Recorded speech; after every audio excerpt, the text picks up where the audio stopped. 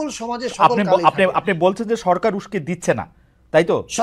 সরকার প্রথমত উস্কে দেওয়া তো প্রশ্নই আসে না। দ্বিতীয়ত সরকার কোনো ধরনের নাগরিক অধিকার হরণ করার পক্ষপাতী না। ফারুকী ভাই, এইবার বই মেলায় একজনের বই বেচতে দেওয়া হয় নাই, বলা হয়েছে যে এই বই ওই প্রকাশকরে ধরে তুলে নেওয়া হয়েছে, নিচে না? আপনি কোন আপনি যে স্টলটাতে হ্যাঁ, একটা তসলিমা ঘটনা নাসরিনের ঘটছিল বই সেই ছিল। হ্যাঁ, তসলিমা নাসরিনের বই ছিল যে স্টলটাতে। আচ্ছা, এখন এখানে আমি দুইটা কথা বলতে চাই। হুম একটা কথা হচ্ছে এই যে আবারও অনেক কিছু, যেমন আমাকে যদি আপনি প্রশ্ন করেন, হুম আমি এমন একটা পৃথিবীতে এমন কোনো আইডিয়াল দেশ নেই, বাট আপনি যদি আমাকে একটা আইডিয়াল দেশ বানাতে বলেন, হুম আমার আইডিয়াল দেশটা হবে এরকম যেখানে যে আমাকে গালি দিবে সেও পাশে বসে থাকবে, কোনো অসুবিধা নাই আমার। হুম বাট কোনো সমাজেই কনটেক্সটে এরকম না। আপনি এমনকি পাশ্চাত্যের যে কোনো দেশের কথাও যদি ভাবি, হুম হ্যাঁ, হুম সেখানেও এমন কিছু বিষয় আছে যেখানে আপনি আক্রমণ করে কথা বলতে পারবেন, এটা তো আপনি জানেন। রাইট। আপনি যে আগে যে দেশে ছিলেন জার্মানি, হুম আমি উল্লেখ করতে চাই না, I hmm don't want to spill, hmm কিন্তু আমি এটুকু আপনি বললেই বুঝতে পারবেন যে সেখানেও আপনি অনেক কথা আছে যেটা আপনি বলতে পারবেন না, হুম অনেক আক্রমণ আছে যেটা আপনি করতে পারবেন না। সেটা তো মুক্ত চিন্তার দেশ, তাই হুম না? হুম কিছু কিছু জিনিস কনটেক্সটে ভাবতে হয় যে আমরা আহ, কোন কথাটা কিভাবে বলবো এবং কোনটা বলবো না। আহ, আর দ্বিতীয় কথা হচ্ছে এই যে ওই ওই স্টলের ঘটনাটা, ওই স্টলের ভিডিওটা কি আপনি দেখেছেন? আমি তো মনে করি আহ, প্রথমত ওই স্টলে কাউকে যেতে দেওয়া উচিত হয়নি কনফ্রন্টেশনের জন্য। হুম এটা বাংলা একাডেমির আগেই তাদের সঙ্গে কথা বলা উচিত ঘোষণা ছিল। দিয়ে গেছে, আগের থেকে বলে টলে গেছে। না, এটা আগেই ইয়ে করা উচিত ছিল, কিন্তু পাশাপাশি আমার তো মনে হয়েছিল যে ভিডিওটা আমি দেখেছি, ভিডিওটা নিশ্চয়ই আপনিও দেখেছেন, রাইট। ওখানে উস্কানি তো ওই দিক থেকেও ছিল। You know what I mean? মানে এদের যেমন ওখানে যাওয়া উচিত হয়নি, এটা বাংলা একাডেমির উচিত ছিল ডিল করা। হুম হুম তাদের কোনো বক্তব্য থাকলে বাংলা একাডেমি বলা উচিত ছিল। কিন্তু আমার কাছে মনে হচ্ছে যেমন ওখানেও এক ধরনের প্রভোকেশন ছিল। আমি দুইটার কোনোটাকে সঠিক মনে করি না। ওকে, ঠিক আছে।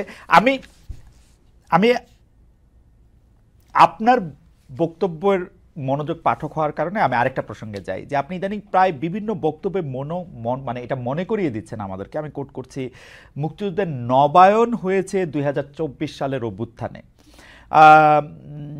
এই নবায়নকে কেউ দেখছেন হচ্ছে প্রফেসর ইউনূসের একটি কথা, যেখানে উনি বলেছিলেন যে রিসেট বাটনের কথা, সেই কথার কনটেক্সটে অনেকে এটা দেখেন।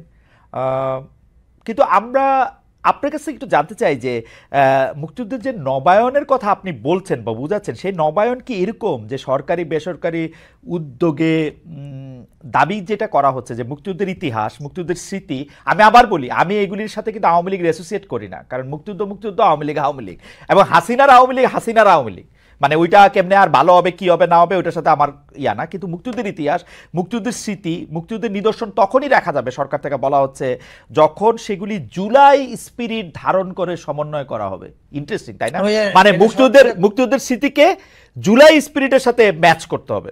আমি আপনারে দুই চারটা ঘটনাও বলি ভাই, তাহলে আপনি বুঝবেন। বলা হয়েছে না, এটা হলো আমার আন্ডারস্ট্যান্ডিং।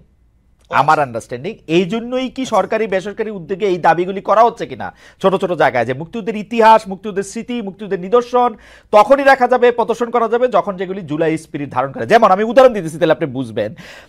যে ধরেন বঙ্গবন্ধু এভিনিউর নাম পাল্টে শহীদ আবরার এভিনিউ করা হলো, খুব ভালো কাজ করছেন, এটা জিন্না এভিনিউ করে দেন, আরো ভালো। স্বাধীনতার দিবসের অনুষ্ঠান করার সময় মুক্তিযুদ্ধের মুরাল ঢেকে রাখা হয়েছে। জাতীয় জাদুঘরের মুক্তিযুদ্ধের গ্যালারি জুলাই স্পিরিট ধারণ করে সংস্কারের উদ্যোগ নেওয়া হয়েছে। সোহরাওয়ার্দী উদ্যানে 7ই মার্চের ভাষণ তো দূরের কথা, পাকিস্তানিদের আত্মসমর্পণের দেয়ালচিত্রও থাকবে না। মুক্তিযুদ্ধের নেতাদের করা হবে সহযোগী মুক্তিযোদ্ধা। এসবের মাধ্যমে আসলে মানে আপনার রিডিংটা কি ফারুকী ভাই? মানে আপনি কি এখানে প্রথম কথা হচ্ছে মুক্তিযুদ্ধ মুক্তিযুদ্ধ মুক্তিযুদ্ধর মাধ্যমে বাংলাদেশের সৃষ্টি হয়েছে। যেদিন 5 অগস্ট হাসিনা পালিয়ে গেলেন, ওই দিন বিকেলবেলা আমেরিকা থেকে প্রকাশিত ম্যাগাজিন ভ্যারাইটি, তারা আমার একটা কোটেশন চায় এই ঘটনা সম্পর্কে। তখন আমি, এটা এখনো গুগল করলে আপনি পাবেন, সেখানে আমি এই কথাটা বলেছিলাম যে it felt like second independence. Now এটার অর্থটা কি? দ্বিতীয় স্বাধীনতা মানেটা কি? দ্বিতীয় স্বাধীনতা তো আক্ষরিক অর্থে নিলে হবে না, এটা কবিতা, এটা অ্যালেগরি। দ্বিতীয় স্বাধীনতা বলতে বা স্বাধীনতার নবায়ন বলতে বোঝানো হচ্ছে মুক্তিযুদ্ধ আসলে কেন হয়েছিল। মুক্তিযুদ্ধ হয়েছিল যে আমার দেশ আমি চালাবো আমার মতো করে, আমার দেশটা আরেকজন চালাবে না। কিন্তু গত 15 বছরে মানুষের মনে এই প্রশ্ন নানাভাবে এসছে যে বাংলাদেশটা কি বাংলাদেশ চালাচ্ছে না অন্য কেউ চালাচ্ছে। আপনাকে খেয়াল করে দিই, সুজাতা সিং 2013 ইলেকশনের সময় এসে উনি কেন এরশাদকে বলছে তোমাকে ইলেকশনে আসতে হবে, what is the reason? Bangladesh থেকে কি আমরা কি রাহুল গান্ধীকে বলি যে তোমাকে ইলেকশনে আসতে হবে? এভাবে তো, তার মানে কি? তার মানে আপনি দেশটাকে এক্সপোজ করেছিলেন কমপ্লিটলি। আপনি আপনি কিছু কিছু জিনিস সারেন্ডার করেছিলেন। আপনি বলতে আমি বলছি সরকারকে, তৎকালীন সরকারকে। তো আপনি যখন একটা দেশের ফরেন মিনিস্টার এরকম বক্তৃতা দেয়নি, আমি মোদিজিকে বলে এসেছি ভারতকে আওয়ামী লীগকে যেন ক্ষমতায় রাখে, বলে আসেনি? প্র্যাকটিক্যালি তার চাকরিটাই তাই ছিল এবং পররাষ্ট্রমন্ত্রীদের চাকরি তাই থাকে। আচ্ছা, এবার ওবায়দুল কাদের বলেননি এই কথা? এটা সবাই বলেছে, তলে তলে সব হয়ে গেছে। এখন এইটার অর্থ কি? এটার অর্থ আপনার দেশটা আপনি চালাচ্ছিলেন না, আপনার দেশটা চালাচ্ছিল অন্য আরেকটা দেশ। এটা মুক্তিযুদ্ধের কমপ্লিট কম্প্রোমাইজ। অ্যাবসলিউটলি। এখন মুক্তিযুদ্ধকে আপনি যখন কমপ্লিট কম্প্রোমাইজ করেছেন, কিন্তু আবার মুক্তিযুদ্ধের বড়ি বিক্রি করছেন, পক্ষের শক্তির বড়ি, রাইট? তার মানে তখন বোঝা যায় আপনি একটা অসৎ উদ্দেশ্যে কাজটা করছেন। অবশ্যই 2024 আগস্ট অভ্যুত্থানের মধ্য দিয়ে কেন জাতি এটাকে নবায়ন, আমিও বলেছি মুক্তিযুদ্ধের নবায়ন কেন বলছি, এই কারণে বলছি যে যেই মুক্তিযুদ্ধের অবশ্যম্ভাবী জিনিস হচ্ছে ফলাফলটা কি? রাষ্ট্রের প্রধান জিনিসটা হচ্ছে সার্বভৌমত্ব, অর্থাৎ আমি আমাকে চালাবো, অন্যের কথা আমি চলবো না, রাইট। এইটা যখন গন কেস হয়ে গেল, যখন এমনকি পানি নিয়ে স্ট্যাটাস দেওয়ার ফলে আবরার ফাহাদকে মরে যেতে হলো, রাইট? এবং মরে যেতে হলো কার হাতে? ক্ষমতাসীন সরকারের ছাত্রলীগের হাতে। আপনি বুঝেন অবস্থা। আমার হাসিনার সমালোচনা করেনি, করছে আরেক দেশের সমালোচনা। এইটা উত্তর দিচ্ছে হাসিনার বাহিনী। তার মানে হাসিনার বাহিনী আসলে ছাত্রলীগের 20 জনের মৃত্যুদণ্ডও হয়েছে আসলে হাসিনার আমলে। আসছে কারণ তখন তার কোনো উপায় নাই কিছু করার। কিন্তু আমি বলতে চাচ্ছি যে কনটেক্সটটা তো, দেশটা তো এরকমই ছিল। এখন যখন 5ই আগস্ট হাসিনা পালিয়ে গেল, বাংলাদেশের বেশিরভাগ মানুষ এটা বিশ্বাস করলো যে এর মধ্য দিয়ে আমরা আমাদের স্বাধীনতাকে রিক্লেম করেছি, and which is why people are saying এটা মুক্তিযুদ্ধের নবায়ন। ফাইন, পরিষ্কার করা গেছে। আর দ্বিতীয়ত, মুক্তিযুদ্ধকে কোনোভাবেই মানে মুক্তিযুদ্ধকে অস্বীকার করা, ছোট করা এর কোনো প্রশ্ন নাই। আমাদের সরকার মুরাল কেন ঢেকে দেওয়া হচ্ছে ভাই? আসছি, দেখেন ওগুলো হচ্ছে শেখ মুজিবের উপর ক্ষোভ। এবার আসি, 71 পর্যন্ত স্বাধীনতা আন্দোলনে ওনার ভূমিকাকে কেউ কোনোদিন প্রশ্ন করেনি, রাইট? 72 থেকে 75 উনি কিন্তু ভয়াবহ কাজ করেছেন। আমরা তারপরে কিন্তু এই আলাপটা 72 থেকে 75 এর আলাপটা কিছুটা সচেতন ভাবে আমরা চেপে গেছিলাম। কেন? ঠিক আছে, 75 এরকম একটা ঘটনা ঘটেছে, ঘটনার মধ্যে দিয়ে আমরা ওই অংশটাকে ভেবেছি ঠিক আছে, এটার এক ধরনের ক্লোজার হয়েছে। ফলে 72 থেকে 75 এর প্রসঙ্গটা কিন্তু বাংলাদেশের মানুষ খুব একটা আর তোলে নেই। বাংলাদেশের মানুষ কিন্তু স্বাধীনতা যুদ্ধে তার নেতৃত্ব দেওয়ার জন্য তাকে স্বীকৃতি দিয়েছে। এবং আমি আপনাকে যদি খেয়াল করে দিতে পারি, বিএনপি তাদের আমলে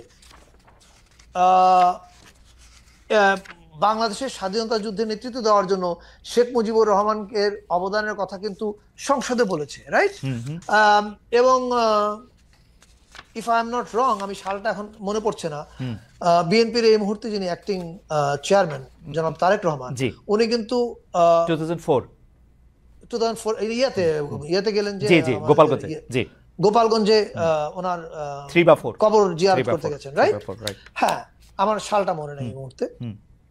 এই জিনিসগুলো কিন্তু করা হয়েছিল এটার জন্য যে ওকে, ইতিহাসে অনেক ভুল ভ্রান্তি ছিল, একটা রিকনসিলিয়েশনের দিকে যাওয়া হোক।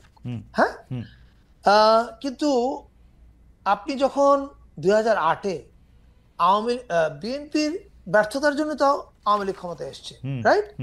যে কোনো ভাবে হোক, সেটা রাজনৈতিক ব্যর্থতা হোক, যে কোনো ব্যর্থতা হোক, হ্যাঁ, সব ক্ষেত্রে যে বিএনপি রাষ্ট্র পরিচালনায় ব্যর্থতার পরিচয় দিয়েছে তা না, অনেক ক্ষেত্রে প্রোপাগান্ডা ছিল, অনেক ক্ষেত্রে আমাদের অনেক পত্রিকার ভূমিকা ছিল, সেটা আমি এখন ডিটেলে যাচ্ছি না। কিন্তু আমি মনে করি এই জিনিসগুলো ডিল করতে পারাও তাদের ব্যর্থতা ছিল। এবং সব সরকারের ব্যর্থ থাকে, আমাদের সরকারের অনেক ব্যর্থতা আছে, যেটা আমরা চলে গেলেও দেখবেন আমরা এখনো বলছি, আমরা একটু আগে বলেছি যে আমরা কিছু জিনিস ডিল করতে সময় নিয়েছি। দ্যাট ইজ ফাইন, এটা থাকে, ফাইন না, এটা থাকে। এখন আপনি 2008-এ দায়িত্ব নেওয়ার পরে সরকারে এসে আপনি কি করলেন? আপনি সরকারে এসে এমন কাজ করলেন যেটা মানে অত্যাচার, দুঃশাসন এবং ফ্যাসিবাদের চরম, মানে এই লেভেলের অত্যাচার কেউ দেখেনি। আপনি কতগুলো আয়নাঘর বানিয়েছেন সারা দেশে, কতগুলো মানুষকে গুম করে ফেলেছেন, আপনি ইউ ডিডন্ট বদার, আপনার কিছু যায় আসে না। আপনি ব্যাংকের পর ব্যাংক লুট করে ফেলেছেন কতগুলো ফ্যামিলিকে দিয়ে, আপনি যা তা করেছেন, আপনার মনে যা হয়েছে, কারণ আপনি মনে করেছেন বাংলাদেশের মানুষের ভোটের আমার দরকার নাই, রাইট। ফলে আমি যা ইচ্ছা তা করতে পারি। এখন আপনি যখন এগুলো করেছেন, করার মধ্য দিয়ে প্রফেসর ইউনূস যখন উনি চিফ অ্যাডভাইজার হিসেবে দায়িত্ব নেননি, বা নিয়েছেন হয়তো, বা আমি ঠিক এখন এক্সাক্ট সময়টা মনে নাই, এনডিটিভিতে একটা ইন্টারভিউতে উনি একটা কথা বলেছিলেন। I think we can go back to that note of him. নোটটাতে উনি বলেছিলেন কি যে, এই যে ওনাকে প্রশ্ন করা হয়েছিল শেখ মুজিবের মূর্তি বা মুরাল কেন ভেঙে ফেলা হচ্ছে, তখন উনি বলেছিলেন যে এই প্রশ্নটা শেখ হাসিনাকে করুন। আমি মনে করি যে এটা শেখ হাসিনারও ভাবার, এবং আওয়ামী লীগের প্রতি যারা সিম্পাথাইজড আছেন তাদেরও ভাবার প্রয়োজন আছে যে হাসিনার কোন পাপে, হাসিনার কোন পাপে শেখ মুজিবুর রহমানের 72 থেকে 75-এর অপরাধগুলো আবার জিন্দা হয়ে উঠেছে, এটা আওয়ামী লীগকে ভাবতে হবে।